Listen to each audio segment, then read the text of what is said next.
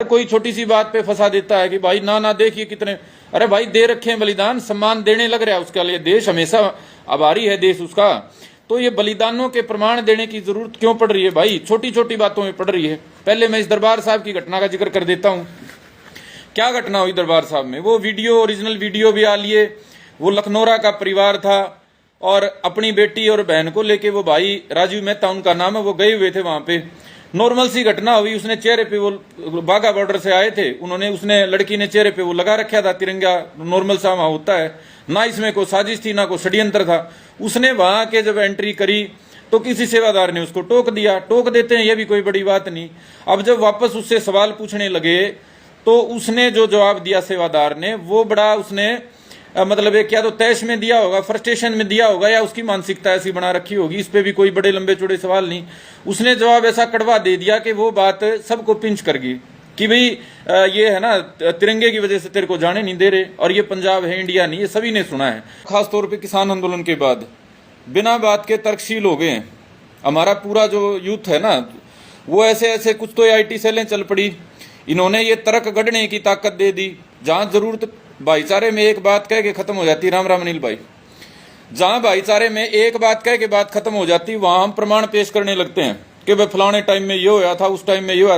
अरे भाई जरूरत क्या होती है, जब भाईचारे से दो बात कह के कोई बात निपट जाती है तो आवश्यकता नहीं होती कि बिना बात के बड़ी बड़ी बातें करी जाएं। मेरे तमाम जितने साथी हैं, आपसे मैं आज जो बात कर रहा हूं वो सिखों के बारे में, हिंदुओं के बारे में, जाटों के बारे में, हरियाणा के बारे में, पंजाब के बारे में, इन विषयों पे बात कर रहा हूं। सबसे पहली मेरे भाई जो बात है, इस बात में ये हमारे सिख भाई पिछले काफी महीने से, बल्कि सालों से, कोई भी बात हो जाती है ना, वो पिछली बातें उठाने लगते हैं कि भाई सिखों ने बलिदान दिए, सिखों ने देश के लिए कुर्बानी दी, आजादी की लड़ाई में योगदान दिए। भाई ये प्रमाण देने की आवश्यकता नहीं है। मैं मेरे तमाम सिख भाइयों से कहना चाहता हूँ, ये तो सभी को पता है, गुरुओं ने कितने बड़े बलिदान दिए, क्या किसी को ज्ञान देने की, बताने की जरूरत पड़ेगी इस बात के लिए भी। भगत सिंह और जो अंग्रेजों से लड़ाई में जो त्याग दिए करे गए हैं, जो फांसी चढ़े हैं जो सिख हमारे भाई, वो प्रमाण की जरूरत नहीं है। हर कोई छोटी सी बात पे फंसा देता है कि भाई ना देखिए कितने, अरे भाई दे रखे हैं बलिदान, सम्मान देने लग रहा है उसके लिए, देश हमेशा आभारी है देश उसका। तो ये बलिदानों के प्रमाण देने की जरूरत क्यों पड़ रही है भाई, छोटी छोटी बातों में पड़ रही है। पहले मैं इस दरबार साहब की घटना का जिक्र कर देता हूँ। क्या घटना हुई दरबार साहब में, वो वीडियो ओरिजिनल वीडियो भी आ लिए। वो लखनौरा का परिवार था और अपनी बेटी और बहन को लेके वो भाई राजीव मेहता उनका नाम है, वो गए हुए थे वहां पे। नॉर्मल सी घटना हुई, उसने चेहरे पे वो बाघा बॉर्डर से आए थे, उसने लड़की ने चेहरे पे वो लगा रखा था तिरंगा, नॉर्मल सा वहां होता है ना, इसमें कोई साजिश थी ना कोई षड्यंत्र था। उसने वहां के जब एंट्री करी तो किसी सेवादार ने उसको टोक दिया। टोक देते हैं ये भी कोई बड़ी बात नहीं। अब जब वापस उससे सवाल पूछने लगे तो उसने जो जवाब दिया सेवादार ने, वो बड़ा उसने मतलब एक क्या तो तैश में दिया होगा, फ्रस्ट्रेशन में दिया होगा, या उसकी मानसिकता ऐसी बना रखी होगी, इस पे भी कोई बड़े लंबे चौड़े सवाल नहीं। उसने जवाब ऐसा कड़वा दे दिया कि वो बात सबको पिंच कर गई कि भाई ये है ना, तिरंगे की वजह से तेरे को जाने नहीं दे रहे, और ये पंजाब है इंडिया नहीं, ये सभी ने सुना है। अब कई भाई क्या है, हमारे जो हैंडल है सिख भाइयों के जो हैं IT के, वो उसको म्यूट करके और अपना अपना चला रहे हैं। देखिए वो पहले लड़की गई थी, पहले उसके चेहरे पे तिरंगा नहीं था, बाद में तिरंगा लगाया है। मेरे भाई वो जो सारी घटना है, एक हरियाणा तक चैनल पे आई हुई है, मैं लिंक डाल दूंगा, उसने खुल के बताया है लड़की के पिता ने कि पहले हम गए, पहले ये सारी घटना हुई, उसके बाद जो ग्रंथी थे वहां पे वो आए, उन्होंने बड़े प्यार से बात करी और कहा कि बिना दर्शन करे आप मत जाना। फिर उन्होंने कहा कि आप ये उतार दो, वो मतलब डिसेंसी और यहाँ की जो परंपरा है, या जहाँ का जो मतलब एक डेकोरम है, वो इसकी अनुमति नहीं देता है। तो उस लड़की ने बेचारी ने वो उतार दिए, उसके उतारने की वीडियो बना ली, बाद में उसको पहले कह के चला रहे हो। तो IT सेल के, मेरा जो कहना है भाई, मैं इस विषय पे लंबे चौड़े ये है ना, ये जो IT सेलों वाले तर्क वितर्क नहीं करना चाहता, एक लाइन में बात खत्म हो जाती। मेरे तमाम सिख भाइयों से मैं कहना चाहता हूँ भाई, यही सवाल उठाया गया था ना, भाई तिरंगे का अपमान कराया है, भारत का अपमान कराया है। तमाम सिख भाइयों ने एक ही बात कहनी थी कि भाई हम तिरंगे का सम्मान करते हैं, भारत का सम्मान करते हैं, और कल कोई तिरंगा की वजह से यहाँ एंट्री पे कोई प्रतिबंध नहीं है, कोई डिसेंसी की बात है वो अलग बात है। उसको कहने की बजाय भाई कल से उदाहरण पे उदाहरण दिए जा रहे हो, फलानी कुर्बानी, ये जरूरत नहीं है भाई इतनी वो कहने की। एक लाइन में बात खत्म होती। आपको अपनी देशभक्ति के लिए प्रमाण देने की जरूरत ना थी, ना है, ना होगी, लेकिन ये कई बार बिना जरूरत के घटनाएं हो जाती हैं। कई तो मैनिपुलेटेड घटनाएं होती हैं जो पीछे से तैयारी करके होती हैं। आपका दुश्मन आपको ट्रैप में फंसाने के लिए तैयारी करके कोई षड्यंत्र रचता है। कई तो तब होती हैं घटनाएं, लेकिन कई बिना जाने हो जाती हैं। जो हमारा भाई था जो सिख वहां स्वर्ण मंदिर में, जिससे ये बातें कही गई, अननोइंगली कही गई या कैसे भी कही जा सकती। कई बार हम भी खुद अपनी लाइफ में नहीं देखते, अपने किसी निजी साथी को भी ऐसी गलत बात कह देते हैं जो जिसका कोई औचित्य आधार ही नहीं होता, मुंह से निकल जाती है। बाद में होता है यह बात के कहने की थी, लेकिन मुंह से निकल गई बात तो उसको सुधारा जाता है मेरे भाई। उसको ऐसे नहीं कि उसको डिफेंड करने के लिए आप लंबे लंबे तरगड़ हो। कोई आवश्यकता नहीं है सिखों को अपना बलिदानी का इतिहास याद दिलाने की। सारे देश को पता है, सारी दुनिया को पता है, ना ही मेरे भाई कभी जरूरत पड़ेगी। सिर्फ इतनी सी जरूरत है कि आपके बीच में जो कट्टरपंथी तत्व हावी हो रहे हैं, मैं साफ कहना चाहता हूं मेरे सरदार जितने भाई हैं, भाई आपके बीच में 1% भी नहीं होंगे वो कट्टरपंथी तत्व जो जानबूझ के अलगाववाद का एजेंडा उनके दिमाग में किसी भी कारण से हो सकता है। वो कम्युनिटी बेनिफिट के लिए हो सकते हैं, कहीं से प्लांटेड हो सकते हैं, या दिमाग विकृत हो जाता है कई बार। एक जाति में, एक पंथ में, एक मजहब में, समाज में, देश में सारे आदमी कभी अच्छे नहीं होते। एक परिवार में 10 आदमी हैं, उनमें भी जरूरी नहीं कि सारे अच्छे हों। तो ये कड़वी सच्चाई है मेरे भाई। मैं मेरे सिख भाइयों से ये अनुरोध करना चाहता हूं कि आपके जो 1% से भी कम आप में कट्टरपंथी हो गए हैं, जो बिना बात का सिर्फ समाज को बांटने का, जहर बोने का, देश के खिलाफ, हिंदू धर्म के खिलाफ आग उगलने का, जहर उगलने का काम करते हैं, उनके ऊपर भाई आपने अंकुश लगाना पड़ेगा। और सेम यही मैं मेरे हिंदू भाइयों से कहना चाहता हूं। कई ये मेरे सिख भाई कह देते बोला भाई ये हिंदू राष्ट्र की मांग कर रहे, देश को दोबारा से कह रहे सबको मार काट दो, हिंदू हिंदू बच जाएंगे, इनके बारे में क्यों नहीं बोलते? भाई मैं तो बहुत बार बोल चुका हूं। कई साथी पहली बार जुड़ते हैं, उनको लगता है कि मैं तो भाई एक मतलब टारगेट करके किसी को बोल रहा हूं। ये 1% कट्टरपंथी हिंदुओं में है भाई, मुसलमानों में थोड़े से ज्यादा है, 2 से 3, 4, 5% होंगे। लेकिन ये थोड़े थोड़े जो कट्टरपंथी हैं, ये हमारे देश का भविष्य तय नहीं कर सकते। और इनको यदि रोकना है तो खुद रोकना होगा। हिंदुओं के जो कट्टरपंथी है मेरे भाई, उनको आप प्रोटेक्ट नहीं कर सकते हिंदू होने के नाते। हम कभी प्रोटेक्ट नहीं करते। हमारा जाट कोई गलती कर देना, हरियाणा में खास बात है जो पूरे, मैं कह रहा हूं पूरी धरती पे नहीं मिलेगी किसी जाति कौम में। हमारा आदमी गलती कर देता है, सपोज करो किसी बिहारी के साथ झगड़ा हो गया किसी जाट का, तो हमारे जो बाकी जो जाट भाई है ना, वो उस जाट को प्रोटेक्ट नहीं करेंगे, उस बिहारी को प्रोटेक्ट करेंगे। चाहे हो सकता है कि गलती 2-5% उस बिहारी की हो। लेने देने पे कभी गांव में झगड़ा हो गया ना, बिहारी जो बेचारे मजदूरी करने आते हैं, तो बराबर में जाट खड़े मिलेंगे, वे तू गलत कर रहा है। अपने आदमी को गलत कहने की हिम्मत करते हैं। और बहुत जगह पे मैंने देखा है, मेरे सिख भाइयों भी अभी ये तो प्रत्यक्ष चल रहा है, आदमी गलती कर देता है उसको डिफेंड करने लगते हैं। अब ब्रिटेन में जो भारत के दूतावास पे तिरंगे को उतार के फेंका गया था, क्या इस बात के लिए खुद कहने की जरूरत नहीं थी वह गलत काम कराया गया? कहने की जरूरत नहीं थी क्या? सिमरनजीत मान ने पीछे जो भगत सिंह के बारे में बोला था गंदा, उसके बारे में क्या सिख भाइयों को इकट्ठा होकर बोलने की जरूरत नहीं थी? भाई सिमरनजीत मान को उसी को डिफेंड करने लगे। मेरी बहुत जो मेरे सिख साथी हैं उनसे बात हुई, मैंने कहा भाई इसको गलत क्यों नहीं बोला? भाई यार बुढ़ा हो गया, सठिया रहा है, बैकी बात। अरे भाई ये बैकी बात करे हुआ अपने सांसद बना रखा है, आपका प्रतिनिधि है ये पार्लियामेंट में, और ये आदमी गलत बात बोल रहा है। भगत सिंह जिसका सम्मान सारी दुनिया करती है, जिसकी वजह से सारा देश पगड़ी का सम्मान करता है, जिसकी वजह से देश के करोड़ों नौजवान प्रेरणा लेते हैं, आपका ही एक आदमी जो आपका प्रतिनिधि बना के आपने ताकत देके संसद में भेज रखा है, वो भगत सिंह को पता नहीं क्या क्या कहता है, और आप उसके खिलाफ कोई बोल ही नहीं रहा है। पूरे पंजाब से कोई ढंग का आदमी बोलिया नहीं सिमरनजीत मान के खिलाफ, ना ही कोई फतवा जारी हुआ, ना किसी ने कहीं उसी को डिफेंड करने लग रहे, घुमा फिरा के तर्क देने लग रहे हैं। भाई जो देश के खिलाफ जो चीजें 1, 2, 5, 7 व्यक्ति कर रहे हैं, कोई विदेश में बैठा कर रहा है, कोई यहाँ कर रहा है, उसके खिलाफ यदि खुद सिख नहीं बोलेंगे तो मेरे भाई कोई और जरूर बोलेगा। अब मेरा साथी कोई गलत कर रहा हो, कोई गलत काम कर रहा हो, पहली जिम्मेदारी तो मेरी बनती है ना कि भाई मैं उसको रोकने का काम करूं। यदि मैं नहीं रोकूंगा मेरे भाई, तो कोई दूसरा तो जरूर रोकेगा। उसको ऐसा फ्री थोड़ा ही छोड़ दिया जाएगा। अब मेरा भाई कोई गलत काम करने लग जाए, मैं उसको मतलब शह देने लग जाऊं या उसके आगे चुप रहने लग जाऊं, तो कल मेरे भाई उसके साथ और कोई गलत बोलेगा भी और उसको रोकेगा भी, उसके साथ गलत भी करेगा। अब जो ब्रिटेन में तिरंगे झंडे को दूतावास से उतार के फेंका गया, बिल्कुल गलत घटना थी भाई। हमारे लिए तिरंगा अपने जीवन से बढ़ के है। तिरंगे में लिपट के लाखों कुर्बानियां हुई हैं तिरंगे में। मेरे को ये कहने की जरूरत नहीं है कि हजारों लाखों पंजाब के हमारी फौजी भाइयों ने तिरंगे के लिए शहादत दी है। तिरंगे में लिपट के उनकी जो है अंतिम जो वो आई है, अंतिम जो आया है, मतलब तो तिरंगे के मान सम्मान के लिए क्या किसी हिंदू भाई को या किसी ABCD किसी को भी सिखों को समझाने की जरूरत पड़ेगी? क्यों पड़ रही है? क्योंकि मेरे भाई जब कोई एक्ट हुआ ना, वहां ब्रिटेन में दूतावास के आगे, तो किसी ने भाई कंडेम नहीं करा। गुड़गांव में एक रैली निकाल ली, लेकिन पंजाब से बताओ कहां आवाज आई भाई? भगत सिंह के सम्मान पे, तिरंगे के सम्मान पे, ये मेरे भाई किसी को आपको कहने का मौका नहीं देना चाहिए था। सिमरनजीत मान ने गलत बोला था तो वहां आपको इकट्ठा होके, चाहे अकाल तख्त नहीं करता, व्यक्तिगत तौर पे आप छोटी सी पंचायत करके कह देते भाई बूढ़े तू गलत कर रहा है, हमारे यहाँ करके दिखा दो ना। कोई हमारे यहाँ कोई किसी को भी, छोड़ो हमारे चौधरी छोटू राम को, भगत सिंह को, कोई और किसी बार वाले महापुरुष को भी गलत बोल के दिखाओ ना। हमारे वाले इकट्ठे करके जूत गाड़ेंगे उसके, बोल के तो दिखाओ कोई। मेरे भाई अपना आदमी गलती कर रहा है तो उसको आप नहीं टोकोगे, मैं फिर रिपीट कर रहा हूं, तो उसको दूसरे टोकेंगे, दूसरे उसको टोकेंगे, फिर आपकी वो गर्वात हो जाएगा, है ना। मेरा कोई मान ले जाट भाई गलती कर देता, मैं उसको टोकू ना, दूसरे उसको जूत मारे तो मैं उसको अपनी उस पे ले लूंगा, ईगो पे, कि यार मेरे भाई को जूत मार दी इसने, तो मेरे भाई को गलत बोल दिया। भाई अपनी जिम्मेदारी नहीं ठावांगे तो दूसरा तो भाई फिर तो उसको कहां तक कौन प्रोटेक्ट करेगा।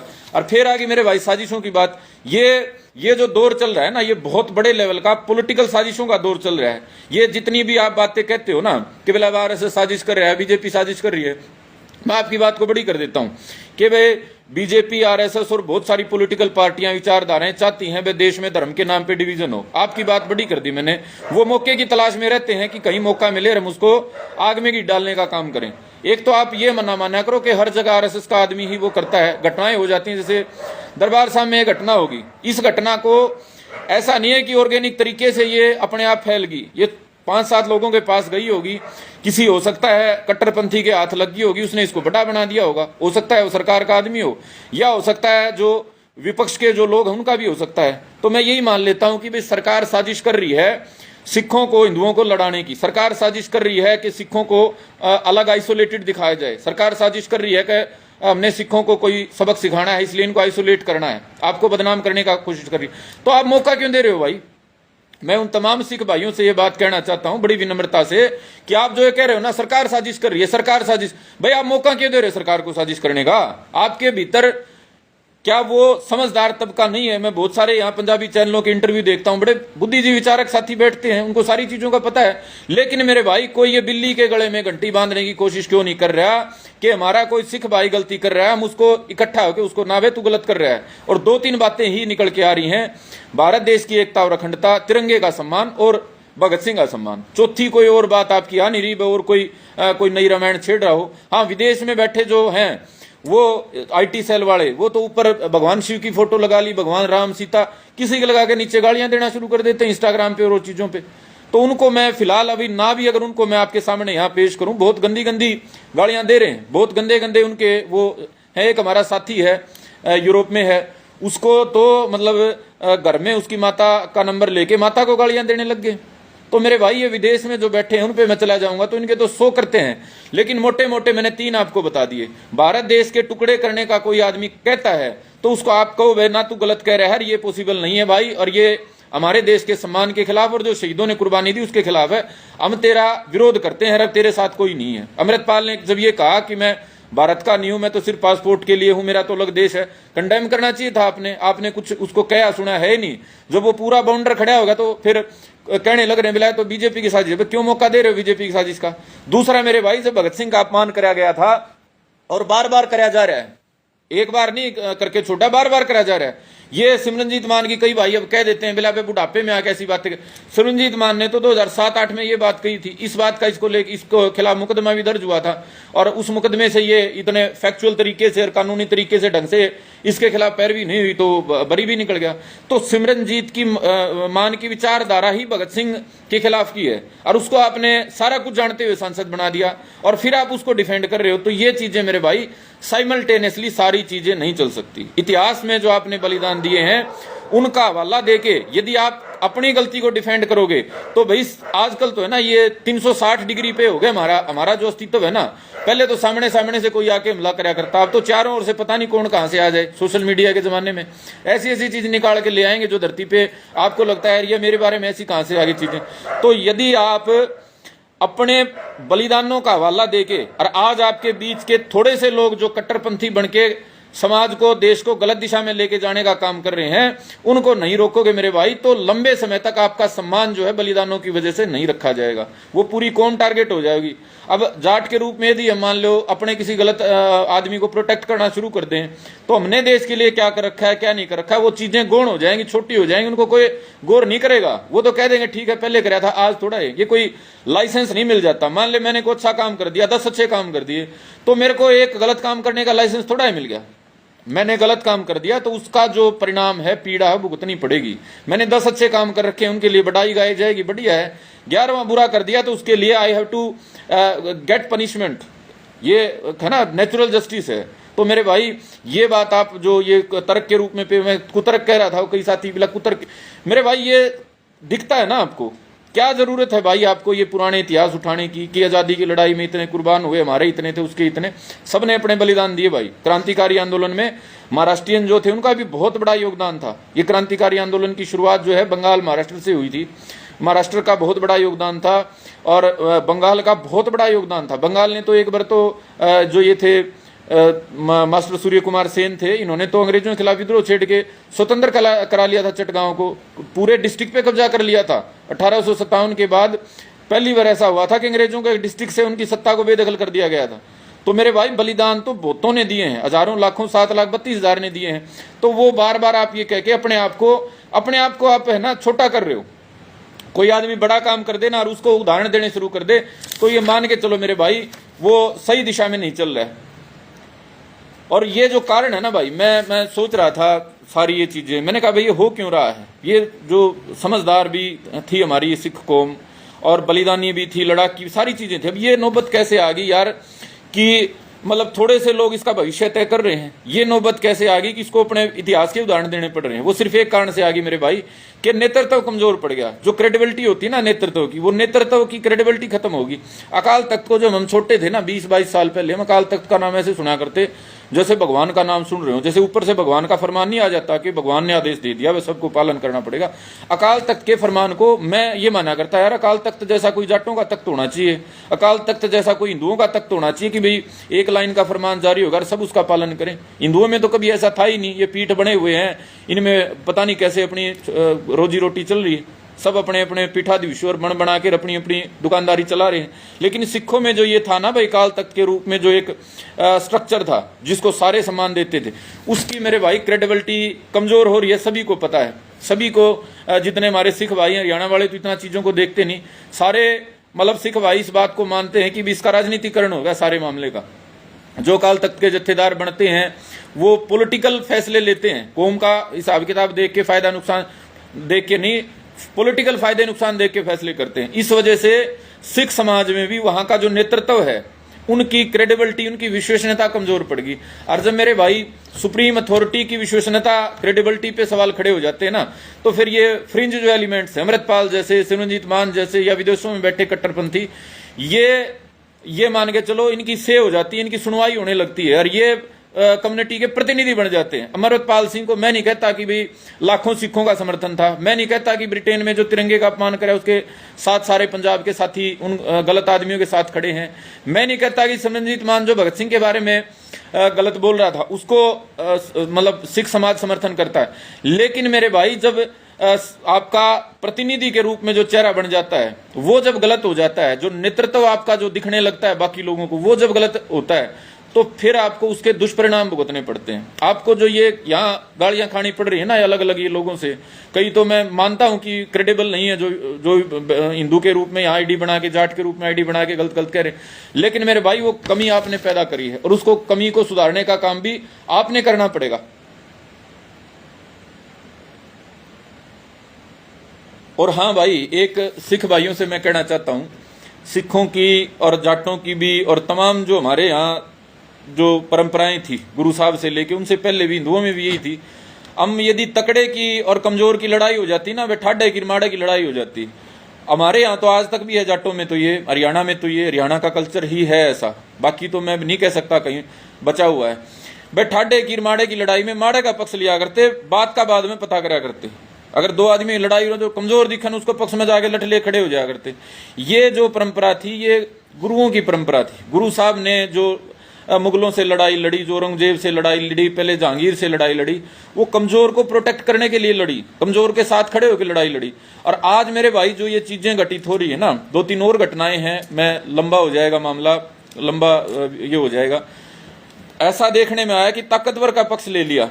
ये जो फैमिली अभी गई हुई थी स्वर्ण मंदिर में, ये मेरे भाई बड़े इज्जतदार आदमी हैं, अपने गांव के 2 बार सरपंच रह लिए, और इनकी दरबार साहब में आस्था थी तभी ये वहां गए थे। अब इनको डिफेंड करने वाला या इनको ये कहने वाला कि नहीं भाई कोई नहीं, जो हुआ उसको वो करते हैं, वो तो एक भी नहीं हुआ। और इनके खिलाफ पता नहीं कहां से तर्क निकाल के लेके आ रहे हैं। एक वो जो हमारे साथी मेरे मैसेज भी आए हुए थे, बोला भाई ये लड़की की तो आईडी है ना, ये जहर उगलती है सिखों के खिलाफ। भाई वो इस लड़की की आईडी नहीं है, वो जिसको आप यहाँ कोट कर रहे थे, मेरे पे मैसेज भेज रखे हैं, वो कोई भाजपा की, आरएसएस की, वो ऑफिशियल कह लेना प्रवक्ता टाइप की, मतलब उनकी स्पोक्स पर्सन टाइप की, या उनकी जो कट्टर कार्य उसकी आईडी है। इस बेचारी की आईडी नहीं है भाई। इसको मतलब आप डिफेम करने का इसमें काम ना करो।